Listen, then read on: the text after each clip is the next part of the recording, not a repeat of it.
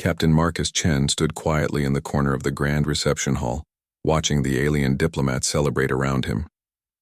The massive ship belonged to the Galactic Council, and tonight it hosted representatives from dozens of different worlds. Marcus was the only human present, which made him feel both honored and isolated. The Zephyrians dominated the gathering. They were tall, elegant creatures with blue skin and silver eyes that seemed to look down on everyone else. Their leader, Prince Vextar, had been making jokes about humans all evening. Marcus heard the comments but kept his diplomatic smile in place. His job was to build bridges between Earth and the galactic community, no matter how difficult these aliens made it. "Look at the little Earth creature," Prince Vextar said loudly, making sure Marcus could hear. "So primitive, yet they think they belong among the stars with us." The other Zephyrians laughed. Several aliens from different species joined in, though some looked uncomfortable with the prince's behavior. Marcus took a sip of his drink and remained calm. He had dealt with worse during his years as a diplomat. "Tell me, human," the prince continued, walking over with his entourage following behind. "What makes your species think you deserve a seat on the Galactic Council? You have barely left your home system." Marcus looked up at the prince, who towered over him by at least 2 feet. "We believe every species has something valuable to contribute," he replied politely. "Earth may be young in the galactic community, but we are eager to learn and help where we can." This answer seemed to amuse the prince even more. "How noble," he said with mock admiration. "But tell me, have you ever seen a real throne? Something worthy of actual galactic power?" Several aliens nearby perked up with interest. They seemed to know where this conversation was heading. Marcus shook his head, unsure what the prince meant. "Perfect." Prince Vextar clapped his hands together. "We must show our human friend the museum. There is something there that will give him a proper perspective on galactic hierarchy." The group moved through the ship's corridors with Marcus following along. He noticed some aliens looking excited while others seemed worried. No one explained what was happening, which made Marcus nervous. But he had learned that showing fear around these aliens only encouraged their bad behavior. The museum was a vast room filled with artifacts from across the galaxy. Ancient weapons, strange sculptures, and mysterious devices lined the walls behind protective barriers. But at the center of the room stood something that made everyone fall silent. It was a throne, unlike anything Marcus had ever imagined. A chair seemed to be carved from a single piece of crystal that held captured starlight within its surface. Strange symbols covered every inch of it, glowing faintly with their own inner light. The throne sat on a raised platform, surrounded by an energy field that hummed quietly. "Behold," Prince Vextar announced dramatically, "the throne of the progenitor emperor, the most powerful seat in galactic history, from the empire that once ruled half the known universe." Marcus stared at the magnificent chair. Even he could sense something special about it, though he could not explain what. The other aliens kept their distance, showing a respect they had not shown for anything else. "The progenitors vanished 10,000 years ago," the prince continued. "They left behind only ruins and legends. This throne is one of the few intact artifacts from their civilization. It has sat empty all this time, waiting for someone worthy to claim it." The prince paused and smiled cruelly. "Of course, no one has been found worthy in all these millennia. The greatest leaders of our species have tried to activate it, but nothing happens. It seems the progenitors had very high standards."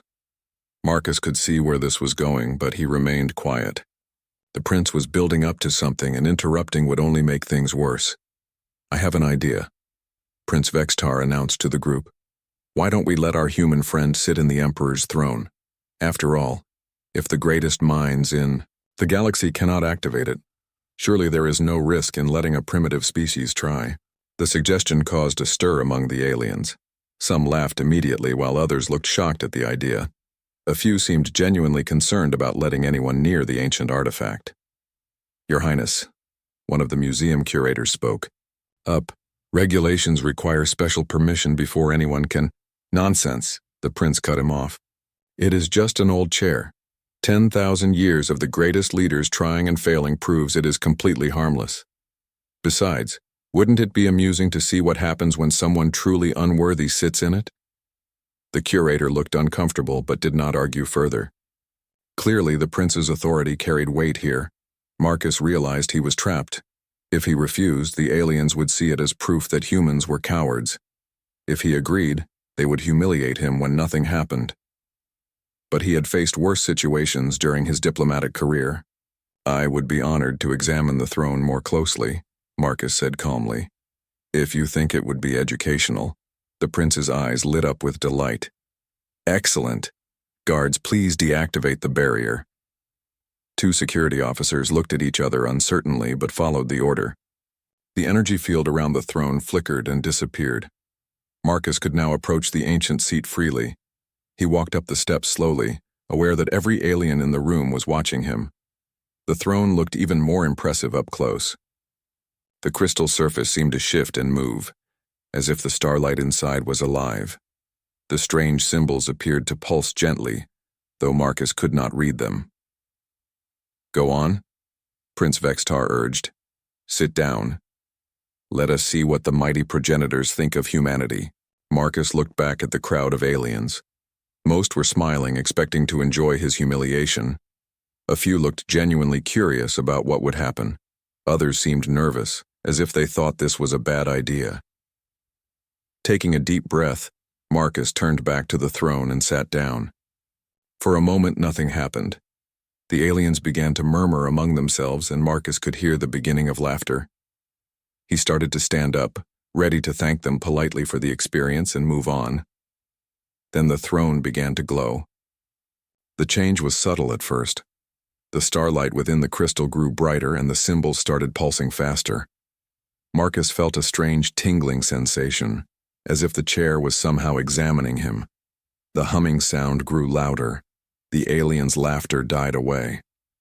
Now they stared in shock as the ancient throne responded to a human's touch. The glow spread outward from the seat, traveling down the crystal surface and across the platform. Prince Vextar's face went pale. "That's impossible," he whispered. The throne's response grew stronger. Lights began activating throughout the museum, systems that had been dormant for millennia suddenly coming to life. Marcus felt the crystal surface warming beneath him, not uncomfortably, but as if it recognized his presence. Then from somewhere deep within the ship's structure came a sound none of them had ever heard before. It was like a voice, ancient and powerful, speaking in a language that predated all their civilizations. Marcus remained seated, unsure what was happening but sensing that standing up now would be a mistake. The aliens around him backed away from the throne, their earlier amusement replaced by fear and confusion.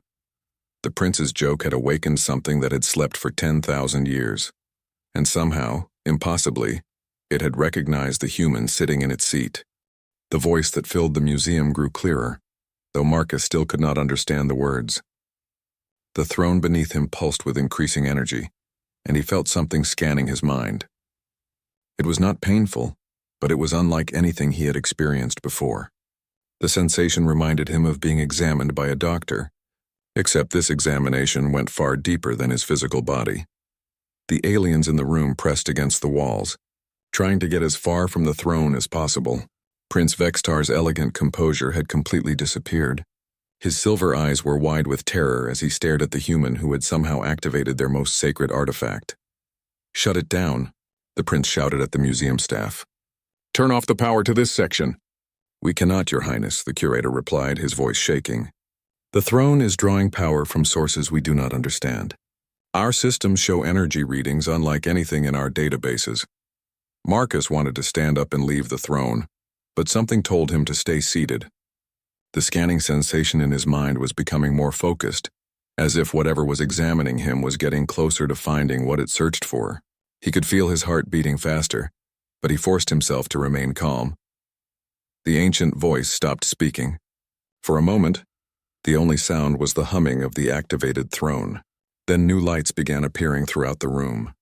Panels that had looked like decorative walls suddenly revealed themselves as hidden displays. Symbols and diagrams filled the screens, showing star maps and technical schematics that made the aliens gasp in recognition. Those are the locations of the lost progenitor sites. Someone whispered. We have been searching for them for centuries, but the biggest change was yet to come. The air above the throne began to shimmer, and slowly a figure took shape. It was not solid, more like a projection made of light and energy. The figure appeared to be humanoid, though its features were unclear. When it spoke, its voice came from everywhere at once. Analysis complete.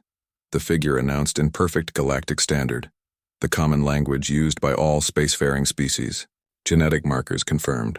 Psychological profile matches parameters. Neural pathways show required adaptability. Candidate approved. Marcus stared up at the projection. What are you? He asked. I am Aegis, artificial intelligence of the progenitor empire, guardian of imperial succession protocols. The figure replied. I have waited 10,000 years for a suitable heir to be found. You are the first being to meet the criteria established by my creators. The aliens in the room erupted in shocked murmurs. Prince Vextar stepped forward, his fear temporarily overcome by disbelief. That is impossible, the prince declared. Humans are primitive creatures. They have barely learned to travel between stars. How could one of them be worthy of the progenitor legacy? Aegis turned its attention to the prince. The progenitor empire was not built on technological advancement alone. My creators understood that true leadership requires specific mental and emotional qualities.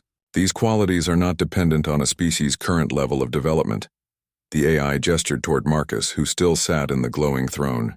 This being possesses the cognitive flexibility, emotional balance, and moral framework that my creators deemed essential. His species may be young, but they show the potential for growth that the progenitors valued above all else. Marcus finally found his voice. I don't understand. What does this mean? What am I supposed to do? You have been recognized as the rightful heir to the progenitor empire, Aegis explained. This throne is merely the first key. There are 6 other sites scattered across the galaxy, each containing additional keys and greater power. When all 7 are activated, you will have access to the full resources of the empire.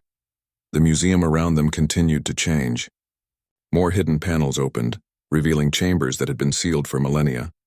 In one alcove, Marcus could see what looked like advanced weapons. Another contained devices whose purpose he could not even guess. This ship itself was once part of the progenitor fleet. Aegis continued. It has been disguised and sleeping, waiting for this moment. Now that the heir has been found, its systems are coming online. You will find that many things the current galactic civilizations consider impossible are merely forgotten technologies. Prince Vextar backed away further, his face showing a mixture of fear and rage. This cannot be allowed, he said. Humans are newcomers to galactic society. They cannot be given such power. The established order must be maintained. The progenitors cared nothing for your established order, Aegis replied coldly.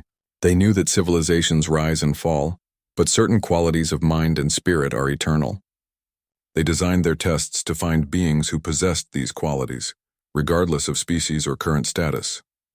Marcus tried to stand up from the throne, but Aegis stopped him. Please remain seated. The initial bonding process is not yet complete. I must download essential information to your neural pathways. This will allow you to understand and control the technologies you have inherited. Download information to my brain? Marcus asked nervously. Is that safe? The progenitor technology adapts to each species' biology, Aegis assured him. Your human neural structure will be enhanced, not damaged. You will retain your personality and memories while gaining new knowledge and abilities. Before Marcus could object, he felt something happening in his mind. It was like suddenly remembering things he had never learned. Technical specifications for starships, tactical data about galactic politics, historical records of civilizations that had existed before any current species had evolved. The information flowed into his consciousness smoothly, organizing itself in ways he could access without feeling overwhelmed. Along with the technical knowledge came something more profound. Marcus began to understand the philosophy behind the progenitor empire. They had not been conquerors in the traditional sense, but guides who helped younger civilizations develop their potential. They had ruled through wisdom and example rather than force, though they possessed power beyond anything the current galaxy had seen. The process is complete, Aegis announced. You now have access to basic imperial knowledge. More will be unlocked as you activate additional sites and prove your worthiness through your actions.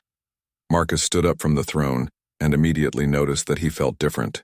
His mind seemed clearer, able to process information faster and see connections that had been invisible before. When he looked at the aliens around him, he could read their body language and facial expressions with new precision. Prince Vexitar was clearly planning something hostile. Several other aliens looked ready to flee the ship entirely, but a few Marcus noticed seemed intrigued rather than frightened. These beings were curious about what this development might mean for the galaxy. "What happens now?" Marcus asked Aegis. "Now you must decide whether to accept your inheritance," the AI replied. "The choice is yours. You can walk away and return to your previous life, though the knowledge you have gained cannot be removed. Or you can begin the journey to claim your full heritage and the responsibilities that come with it." Marcus looked around the room at the alien faces staring at him. Some showed fear, others anger, and a few showed hope. He thought about Earth, about humanity's place in the galactic community, about the challenges his species faced in earning respect among the stars. Then he thought about the knowledge now in his head, the understanding of civilizations and technologies beyond current imagination, and the possibility of helping not just humanity, but all the species in the galaxy reach their full potential. "I accept," Marcus said quietly. The throne behind him flared with brilliant light, and throughout the ship, systems that had slept for 10,000 years began to wake up.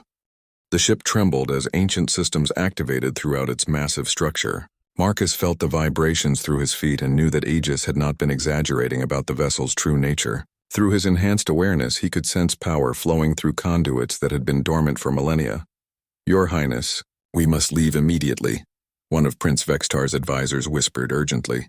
"If this human truly has access to progenitor technology, staying here could be dangerous." But the prince stood frozen, staring at Marcus with a mixture of hatred and disbelief. "No," he said through clenched teeth.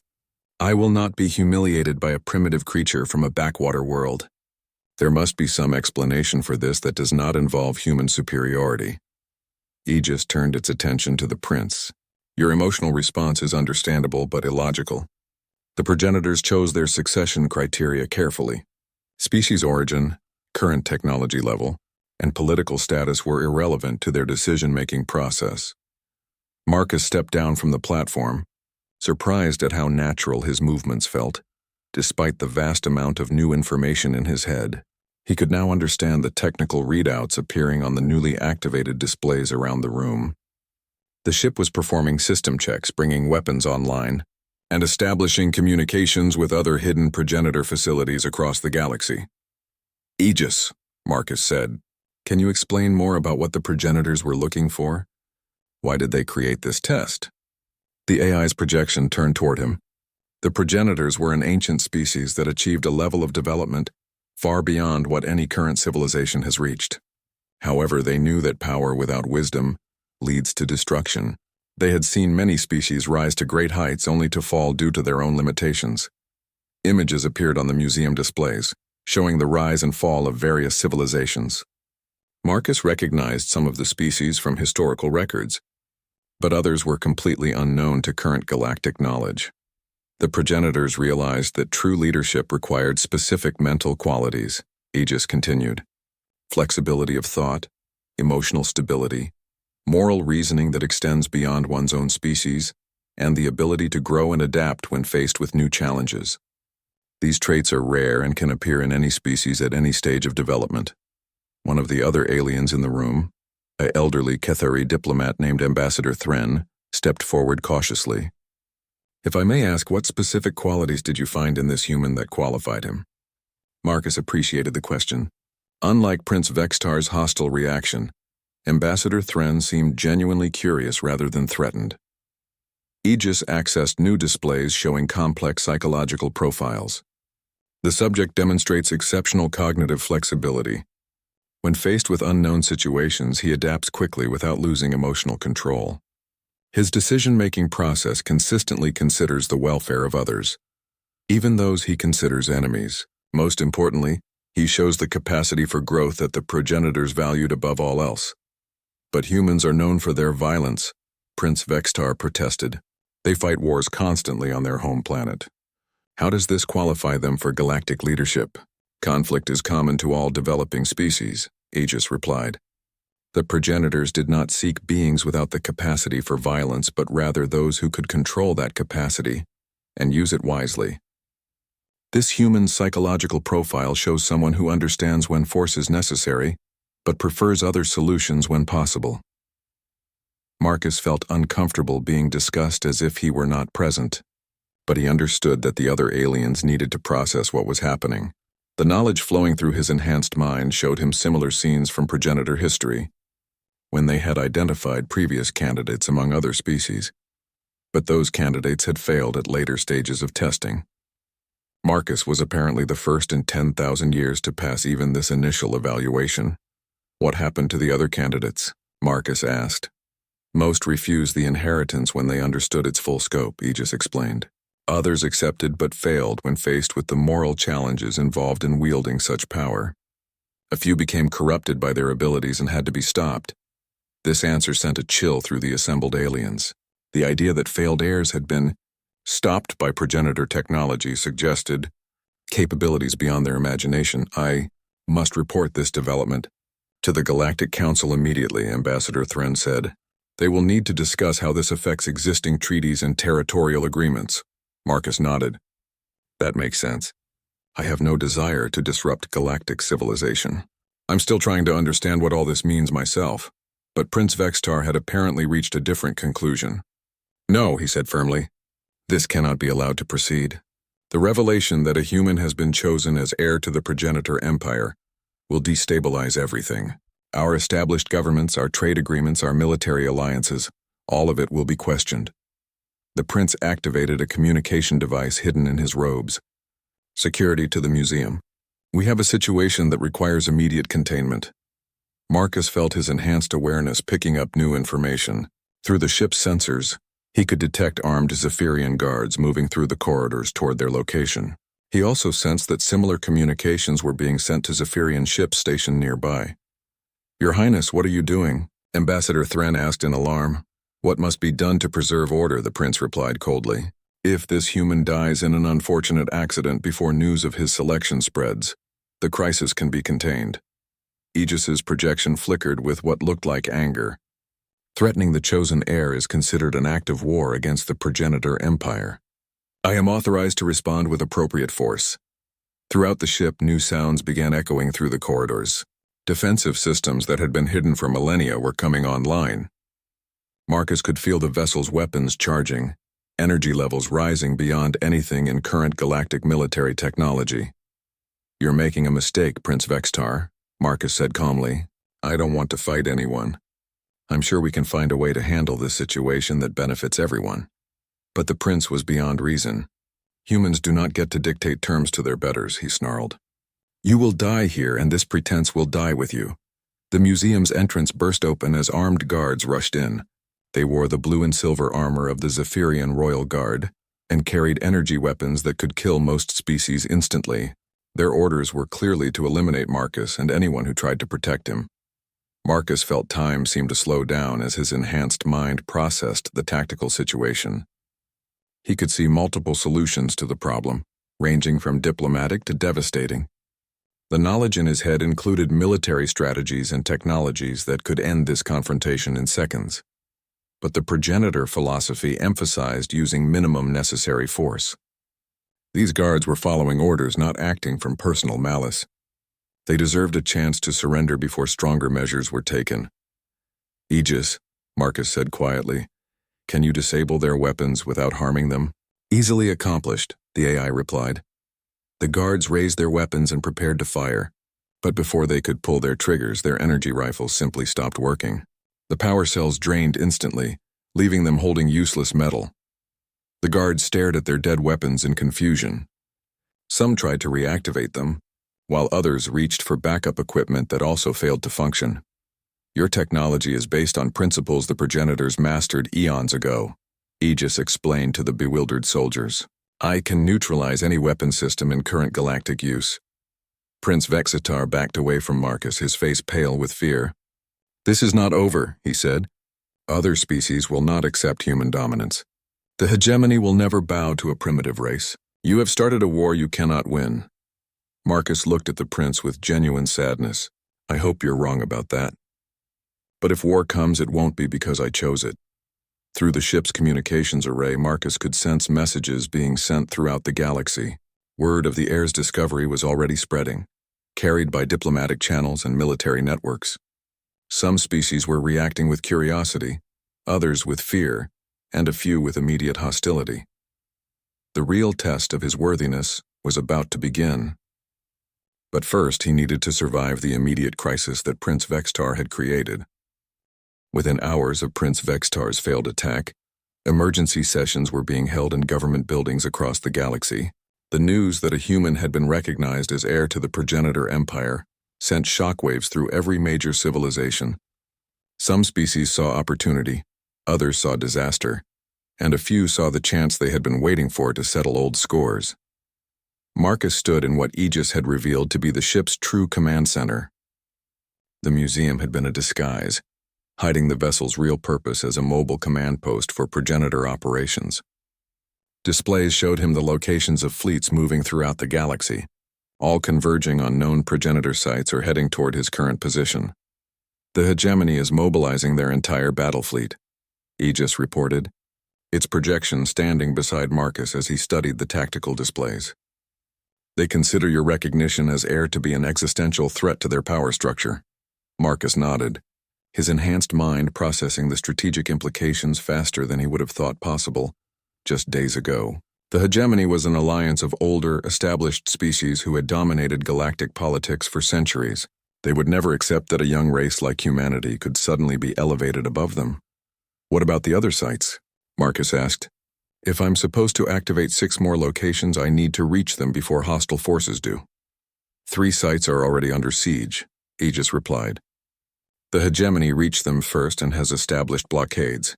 However, their technology cannot breach progenitor defensive systems. They are waiting for you to arrive and then plan to destroy you when you attempt to land.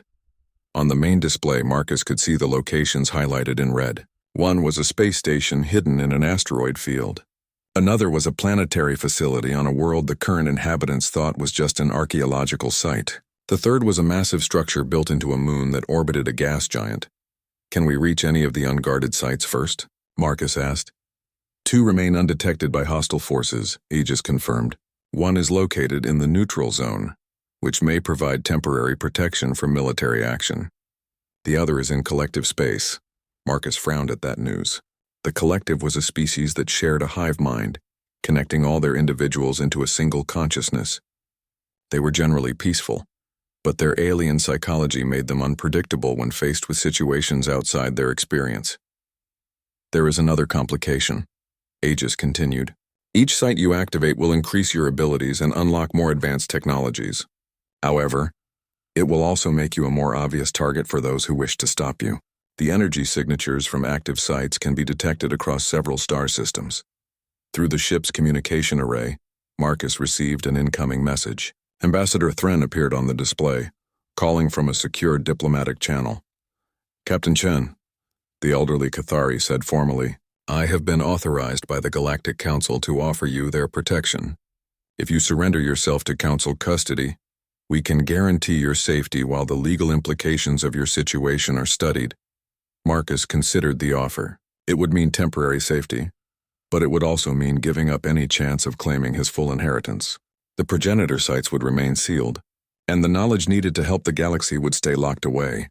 I appreciate the offer, Ambassador, Marcus replied, but I think we both know the Council cannot protect me from species that are determined to prevent my succession. Besides, I have responsibilities now that go beyond my personal safety. The ambassador looked troubled. Then you intend to proceed with activating the remaining sites? Captain, you must understand that this action will be seen as a declaration of war by many species. They will not allow humanity to gain such overwhelming power. The progenitors didn't create this inheritance system to give any species power over others, Marcus explained. From what I understand, their goal was to help all civilizations reach their full potential. That's what I intend to do, regardless of what hostile forces think about it. After ending the communication with Ambassador Thren, Marcus turned his attention back to the tactical situation. Aegis was showing him real-time intelligence about enemy movements, gathered by sensors and communication networks that had been hidden throughout the galaxy for millennia. The hegemony is not our only concern, Aegis warned. The Ravagers have also begun moving.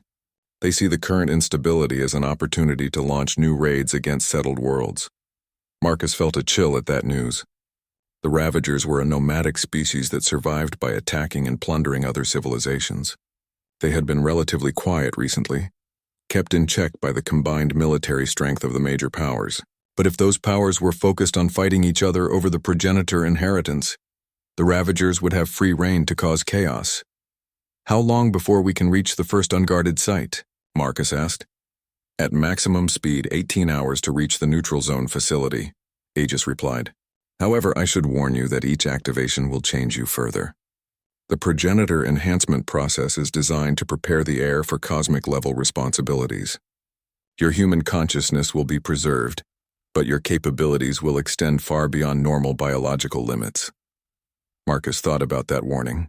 He was already feeling the effects of the initial enhancement. His thinking was faster and clearer.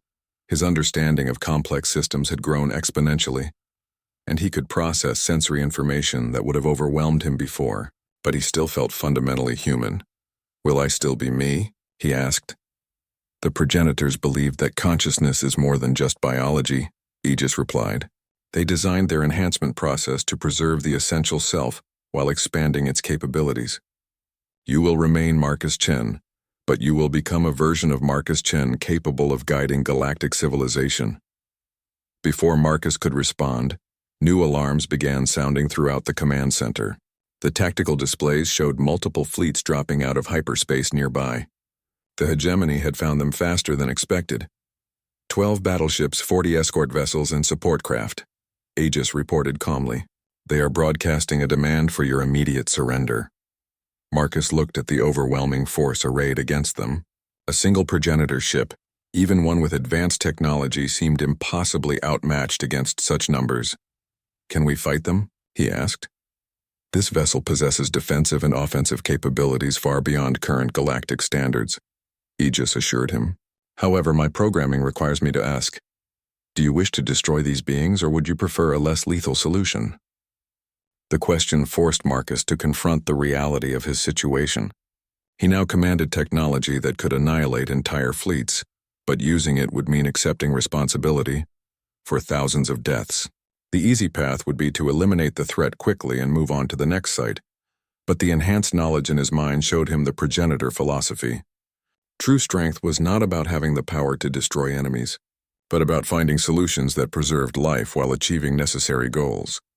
Can you disable their ships without killing the crews? Marcus asked. Easily accomplished, Aegis replied, though I should point out that showing such restraint will likely encourage other species to test your resolve with larger forces. Marcus nodded. Let them come. If I'm going to be worthy of this inheritance, I need to prove that power can be used responsibly. Disable their weapons and engines, but do not harm the crews. As you command, Aegis said. The progenitor ship moved forward to meet the hegemony fleet. Marcus watched through enhanced sensors as beams of energy lanced out from his vessel, striking each enemy ship with surgical precision. One by one, the mighty battleships went dark as their power systems failed, and their weapons shut down. In less than 10 minutes, an entire fleet hung helpless in space, their crews unharmed but their ships completely neutralized. The demonstration of progenitor technology was as terrifying as it was merciful. Broadcast a message to the fleet commanders, Marcus ordered. Tell them they are free to leave, but any further attacks will be met with stronger measures. I have no desire to destroy them, but I will not allow them to prevent me from fulfilling my responsibilities.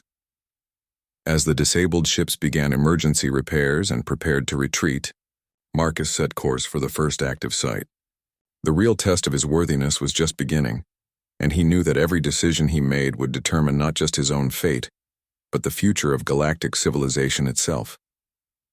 The final progenitor site hung in space like a crystal flower, its crystalline structures extending from a central hub in patterns that seemed to follow mathematical principles beyond current understanding. This was the imperial capital, the heart of an empire that had once guided half the galaxy. And now it was surrounded by the largest military force the current era had ever assembled. Marcus stood on the bridge of his ship, watching the massive fleet arrayed against him. The hegemony had gathered allies from dozens of species, all united by their fear of what humanity might become with progenitor power. Thousands of warships formed defensive lines around the ancient station, their weapons trained on any approaching vessel. "They have been broadcasting surrender demands for 6 hours, Aegis reported. "The fleet commanders promise you will be treated well if you abandon your claim to the inheritance." Through the 6 sites he had already activated, Marcus had grown far beyond his original human limitations. His mind now operated on levels that allowed him to process information from across the galaxy. Simultaneously, he could understand the motivations and fears driving each species in the opposing fleet. But despite his enhanced capabilities, he still felt the weight of the choice before him. "How many ships are out there?" he asked, though his enhanced awareness already knew the answer. "Approximately 12,000 vessels of various classes," Aegis replied, "including the personal fleets of 47 different species. This represents the largest military cooperation in recorded galactic history." Marcus nodded sadly. "They're more afraid of human potential than they were of any previous threat. I can understand why, but it doesn't make this situation any easier." Behind the military fleet, Marcus could sense something else through his connection to the progenitor network. Civilian populations across the galaxy were watching this confrontation through their communication systems. Some hoped he would be stopped, others hoped he would succeed, but all recognized that the outcome would determine the future of galactic civilization. "There is still time to withdraw," Aegis noted. "You have activated 6 of the 7 sites. The power you have already gained is considerable. You could return to human space and use that power to protect your species without claiming the full inheritance." Marcus considered that option. Earth would certainly benefit from even partial access to progenitor technology. Humanity could become a major power in galactic politics without taking on the responsibility of leadership. It would be the safe choice, the reasonable choice. But the knowledge flowing through his enhanced mind showed him what that choice would mean for the galaxy. Without a true heir to guide them, the various species would continue their cycle of conflict and limited growth. The Ravagers would continue their raids. The established powers would fight over territory and resources, and younger civilizations would struggle to find their place in an often hostile universe. The progenitors had not created their inheritance system for the benefit of any single species. They had designed it to help all conscious beings reach their full potential. "No," Marcus said firmly. "I didn't come this far to turn back now. But I won't use force against beings who are acting from fear rather than malice." "Then how do you propose to proceed?" Aegis asked. "The fleet will not allow you to approach the station, and their combined firepower, while inferior to progenitor technology, is sufficient to cause significant damage if concentrated properly." Marcus studied the tactical displays, his enhanced mind processing thousands of possible scenarios. Then he smiled, remembering something from his original human nature, that all his enhancements had not changed. "Open a communication channel to all ships in the fleet," he ordered. "I want to speak directly to every crew member, not just the commanders." "Channel open," Aegis confirmed. Marcus took a deep breath and addressed the largest military force in galactic history. "My name is Marcus Chen," he began. "I'm a human from Earth, and until recently, I was just a diplomatic officer trying to help my species find its place among the stars. I never asked for the responsibility that has been placed on me, and I understand why many of you fear what I might do with the power I've gained." Through his enhanced senses, Marcus could feel the attention of millions of beings focused on his words. In the fleet before him on worlds across the galaxy, conscious minds were listening to see what the heir to the greatest empire in history would say. The progenitors left behind their inheritance not to elevate any single species, but to help all of us grow beyond our current limitations. The power they created is not meant for conquest or domination. It's meant for guidance, for protection, and for helping every civilization reach its full potential. He paused, letting his words sink in before continuing. "I know that's easy to say and harder to believe. I know that every species that has ever gained power has used it to benefit themselves first. But the progenitor philosophy is different, and if I'm truly worthy of their inheritance, I need to prove that I understand that difference." Marcus gestured to Aegis, who activated new displays throughout the communication network. Images appeared on screens across the galaxy, showing detailed schematics for advanced technologies. I'm transmitting the technical specifications for progenitor medical technology that can extend lifespans and eliminate most diseases, Marcus announced. I'm also sharing the designs for energy systems that are cleaner and more efficient than anything currently in use. These gifts are offered freely to all species, regardless of your position on my inheritance. The response from the fleet was immediate. Communication channels erupted with surprised voices as military commanders tried to understand what the human was doing. Sharing advanced technology freely without conditions or payment was unprecedented in galactic politics. But that's not all, Marcus continued. The progenitor databases contain solutions to problems that have plagued galactic civilization for millennia. Sustainable terraforming techniques that can restore damaged worlds. Defensive technologies that can protect your populations from the Ravagers and other threats. Educational methods that can help any species develop its full intellectual potential. He paused again, knowing that his next words would determine everything that followed. All of this knowledge, all of these technologies will be shared freely with every species in the galaxy, but only if you allow me to complete my inheritance and take on the responsibilities that come with it. The progenitors understood that true leadership means serving others, not ruling over them. That's what I intend to do.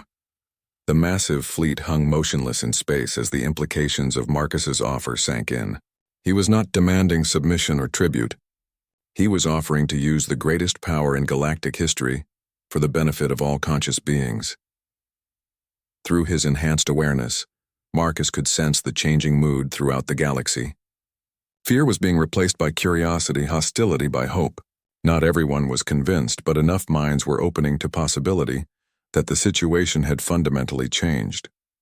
Then, from the heart of the hegemony fleet, came an unexpected response. Admiral Korthak, Supreme Commander of the assembled forces, opened a direct communication channel. "Human," the Korthak said in his gruff voice, "you speak of service and responsibility, but power corrupts even the most well-intentioned beings. How do we know you will keep these promises once you have access to unlimited progenitor technology?" Marcus had been expecting this question. "You don't know," he replied honestly. "You'll have to trust that the progenitors chose their heir wisely. But I can offer you something better than promises. I can offer you participation." New images appeared on the communication displays, showing organizational charts and governmental structures. The progenitor empire was not a dictatorship, Marcus explained. It was a cooperative network of species working together toward common goals. The emperor was not an absolute ruler, but a coordinator and guide. "That's the model I intend to follow. What are you proposing?" Admiral Korthak asked. "A new galactic confederation," Marcus replied. "Every species maintains its autonomy and cultural identity, but we work together on common challenges like defense, exploration, and technological development.